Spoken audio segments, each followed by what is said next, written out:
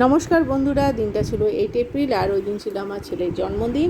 তাই সকাল সকাল আগে উঠে ঘরের বাসি কাজকর্ম সেরে স্নান করে পুজো দিয়ে নিলাম। ঠাকুর ঘরে চলে এসে ঠাকুরের জিনিসপত্র পরিষ্কার করে আর ফল মিষ্টি প্রসাদ দিয়ে ছেলের জন্য পুজো দিয়ে দিলাম ভালো করে। আর এই যে একটা সুন্দর দেখে কুপি দেখতে পাচ্ছ যেখান থেকে ধুঁয়ো বেরোচ্ছে, এটা মঙ্গলদ্বীপের। আর এইটা জ্বালালে পরে একদম যজ্ঞ হলে পরে যে সুগন্ধিটা ছড়ায় চারিদিকে, ঠিক সেরকম মতন। তো আমি এবার এটা নতুন এনেছি, আমার তো বেশ ভালোই লাগলো। চারিদিকে একদম ধুঁয়োময় আর খুব সুন্দর সুগন্ধি চারিদিকে ছড়িয়ে পড়েছে। আর এইদিকে পুজো কমপ্লিট করে আমি চলে আসলাম রান্না করে। প্রথমে তো আগে পায়েস বসিয়ে দিলাম আর এইদিকে ময়দা মেখে গরম গরম লুচি করে দিলাম। ততক্ষণে আমার পায়েস রেডি হয়ে গেছিলো। আর তারপরে বেগুন ভাজা, আচ্ছা একটু সুজিও করে নিয়েছিলাম। তো লুচি সুজি পায়েস দিয়ে ওকে প্রথমে সকালবেলায় ব্রেকফাস্টটা দিলাম। আর দুপুরে করেছিলাম চিলি চিকেন আর পোলাও।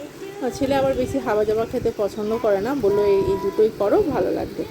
আর এদিকে সন্ধ্যেবেলায় ছোট্ট একটা কেক নিয়ে এসে কেক কাটিং করা হলো।